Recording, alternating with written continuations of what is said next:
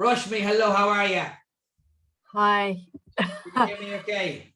I'm okay. I'm a little bit tired. I've been at Hyde Park all day. Oh, well, look, it's good to have you here. And thank you for hopping on last minute. That's really good of you. Really, really good of you. Honestly, you look fantastic, Cedo, by the way. You really do. Rashmi, My eyes, I thought, were puffy from crying all day today, but okay. well, you certainly can't tell. You certainly can't tell. So everyone's commenting here, Rashmi. Sati was already at it before you, before he even came on. So she was. Kathy Pierce, Linda, Fiona, Althea, Joseph, Lal, loads of people, loads of comments coming down. So guys, just so you know, Rashmi's been with us for a while now. So what we'll do is we'll start at the beginning, if you don't mind, if you could just share maybe, I suppose, your struggles or what you think was being affected in your life from your weight or before we met. If you could start back there, that'd be great. I think I'd hit rock bottom. When I say hit rock bottom, I had nowhere to go. And I didn't believe in anything anymore. But what I knew was I couldn't go back to Weight Watchers, couldn't do Slimming World. A family member was saying, yeah, do the no carbs. This is all the little things that we're taking. And I took all the stuff home and I just thought, it's not right. So I gave it back. I didn't even try it.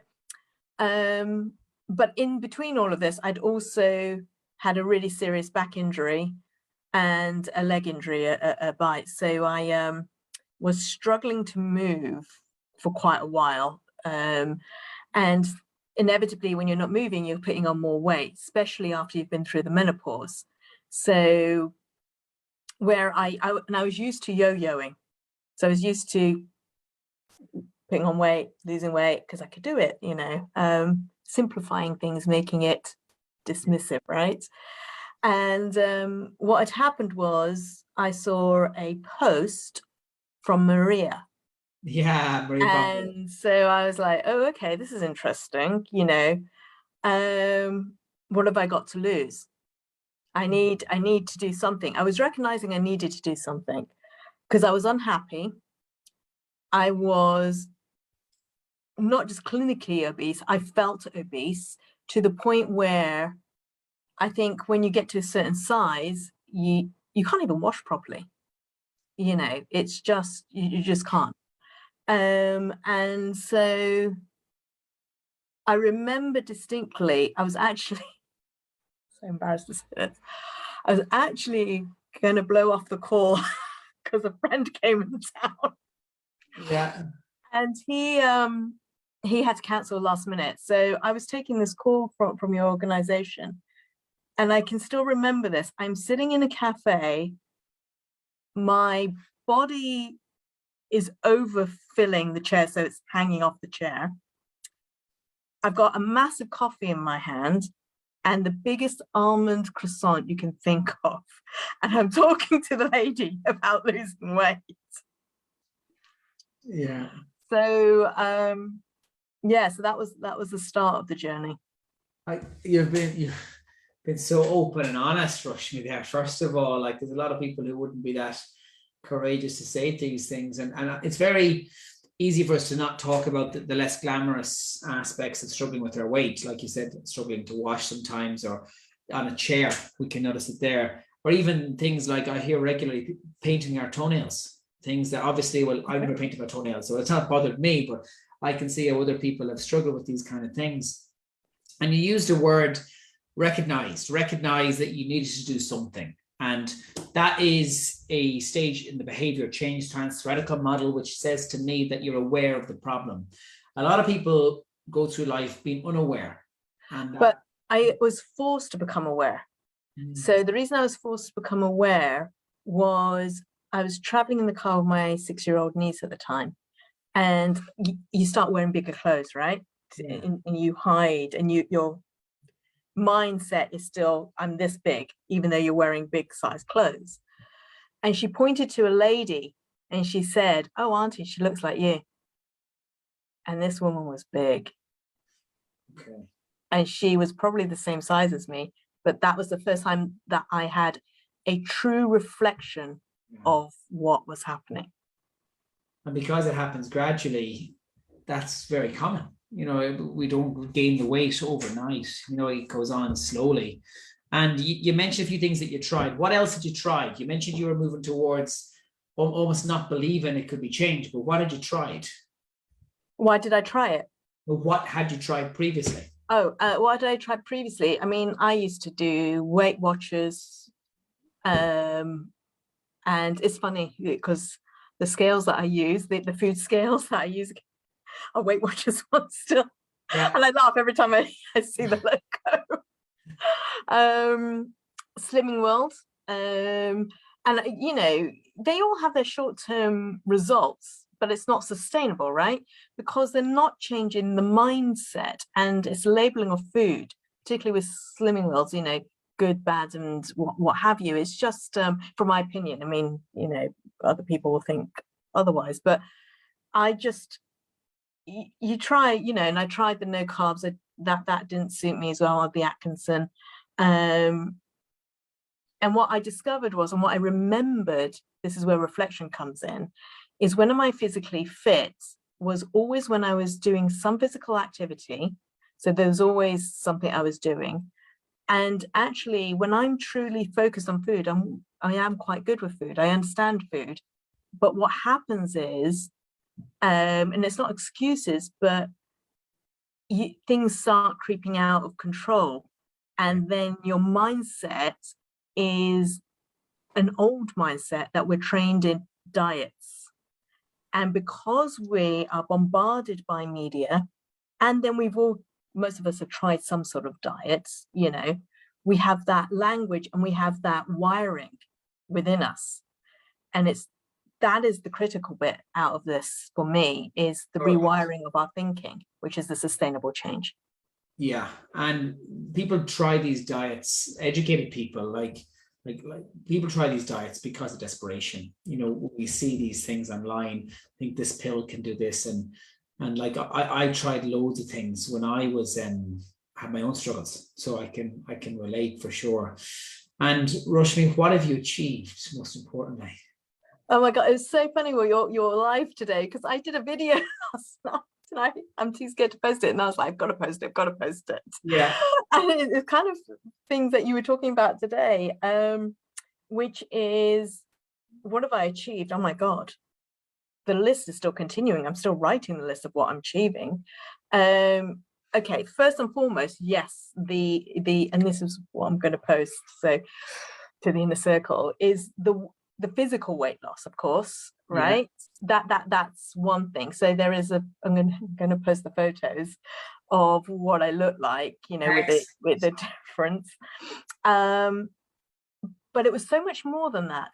And I would encourage anybody after the 12 weeks just to keep going with the elite and the elite physique, because it's the books as well, the audios. And if I know a lot of people go, oh, it's struggle American, then stop, then just listen to each, dip in and out and move on to another one. But you will learn so much about your own mindset that you can apply not just to the food and the health and the exercise, but good habits, in life. And then if you're in your work life or your business life, whatever it is, it just really, really makes a sustainable, healthy living, which is holistic. It's not just about focused on weight loss, and that's what we're doing. It is a sustainable life that you are creating for you. So that's probably my biggest takeaway from it. You mentioned like holistic, like what? As in what areas of your life have you noticed have been impacted by you making these self-development changes? Creating better habits for myself. So, you know me, I like to remove the friction. I love the new to say that. Absolutely. Habit stacking, removing the friction, making it easier. Yeah. And it's all right. I'll give you a smallest example of that is I don't have a dishwasher, so I hand wash. And I realized today that the reason I delay washing the dishes, even by 20 minutes, is because I put the washing gloves on the front of the sink. So it's almost like a barrier. Yeah. And then by moving it, I'm actually getting it all done. So it's the tiniest tweaks. It's that 1% change to help you. And if you do a 1% change, even in my business life, even in my legal life, writing, I'm a writer as well. So just doing a 1% change of making it easy to write and having a separate desk to write increases that. But I wouldn't have done that hadn't I done this course, because I would have got around to maybe some of those books, but not all of them. Yeah. And it's that mindset of changing, and then the coaching on top of that, helping you to reflect and realize, I mean, we usually have all the answers, but it's talking to the coach, and then you feel like an idiot because you're like, oh yeah, I get that. What have you learned from David, actually? Name one or two things that... David, big shout out to David. Big shout out for David, guys. Some comments below for David, please. What have I learned from David? God, I've learned a lot. One of the things I think, and one of the things that happened to me, right? So I started on the Wednesday, and Saturday night, I was like, I'd gone through all the information. Yeah.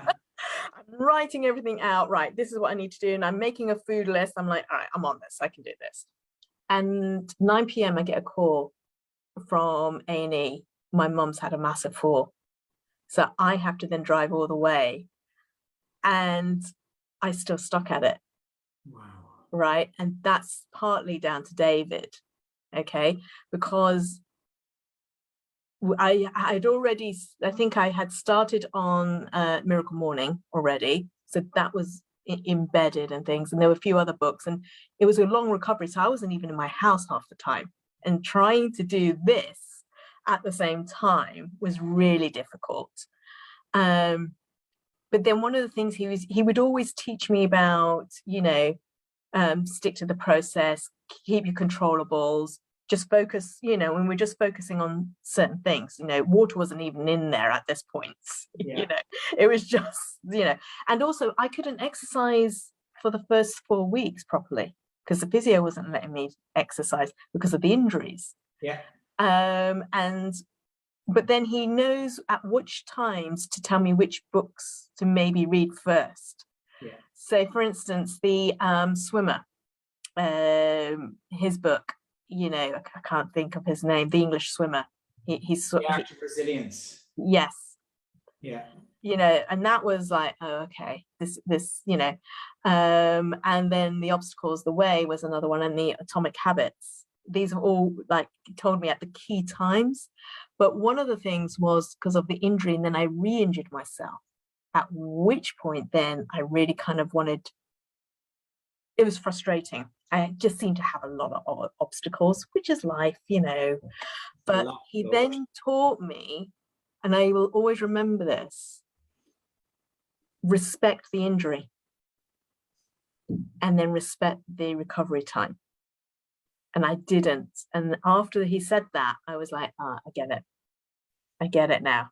And it calmed me down, actually, to the point where since then, touch wood, I haven't had a reoccurrence of the injury because I took that time out and let things take its course.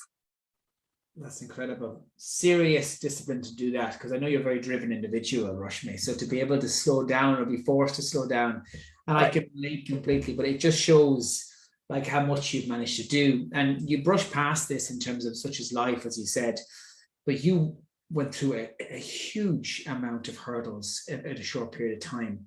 And this is what I'm trying to say when I say to people, yes, we'll obviously acknowledge all your limitations, like your mum having the fall, you having injuries. You have a very busy work life, but that doesn't mean that you can't do it. That doesn't mean that it's not doable. Like it's not undoable. It's never undoable. There's always a way. And you are the personification of that, Rashmi. And you should be so proud of yourself. Oh, thank you. Really proud of yourself. I will say this to everybody. What Alex has just said, I do have quite a hectic lifestyle where I have to go out quite a lot and conferences and things. And one of the things I will say is I no longer feel guilty because I look at the food and I look at what's on offer and I'm like, right, drink more water, opt for the fruit. So at my recent conference with my firm, I was like bananas, oranges. I was, and now you just look at food differently and you think, right, okay, what is it that I want to eat and how would I do this? So, they had salmon sandwiches, for instance. So I took the salmon and I took the salad and I had a little piece of bread with it. And as opposed to just having, do I want the crisps? Probably not. Do I want the chocolate? Love to, but I'm choosing not to. Or if I had a piece, I'm choosing to have a piece of chocolate. Control. And it's my choice and I'm going to enjoy it. Yeah, in control. No impulse. You plan in advance. It's reflection, future pacing. You literally had a book on it, Rashmi, in terms of behavior change, which I love about you. I mean, I knew even if you shared 2 or 3 things, it would be extremely relevant. And actually, I'd give you another tip to everybody is carry a protein bar with you when you're on these trips as well, because then that's it's just a really big thing. And carry your own water bottle because they don't always give you water.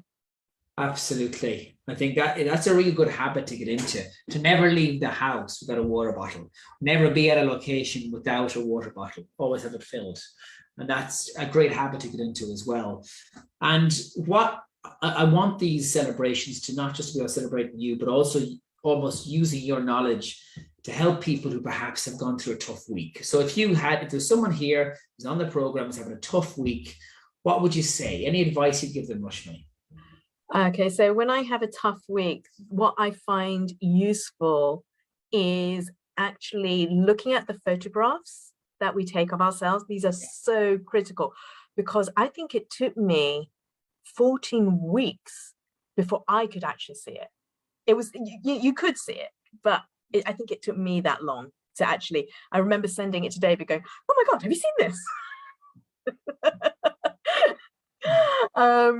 So the photographs, the gratitude, I would just choose to write down what you would think, but also write down when you're doing the gratitude 2 or 3 things of what you can do now that you didn't do before you started. And how does that make you feel? And just sitting there and just, absorbing that.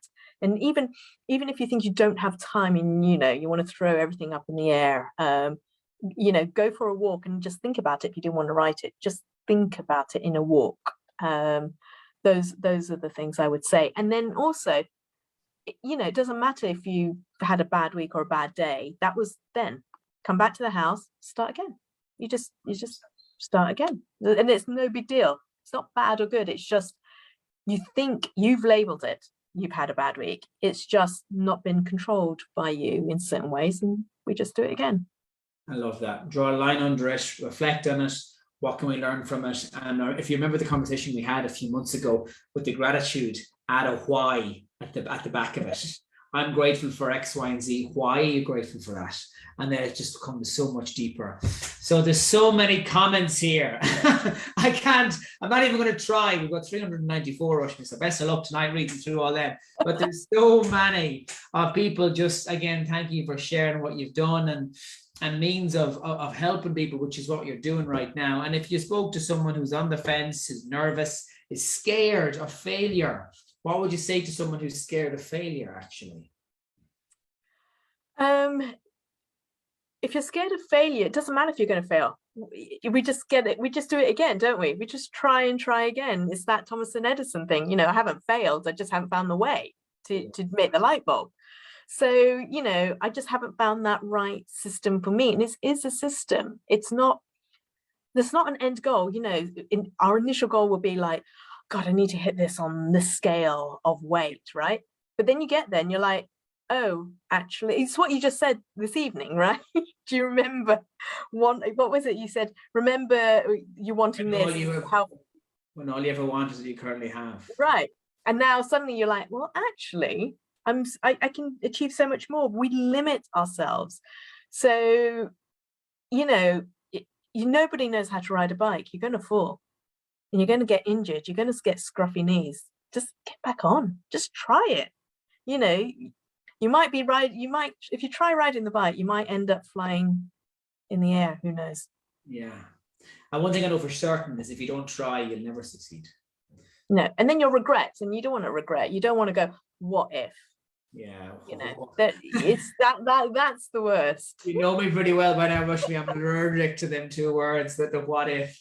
100%. I can take failure, but I can't take a what if. Well, look, Rashmi, I can't thank you enough for coming on. Like, I know this has been extremely instructional. There's been so many things that you've said that will really help people today. And at the very least, I want you to come back and rewatch yourself, because you are absolutely fantastic.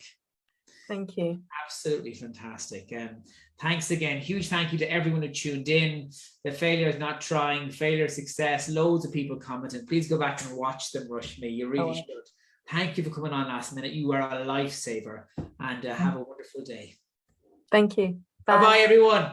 Bye bye. Bye bye.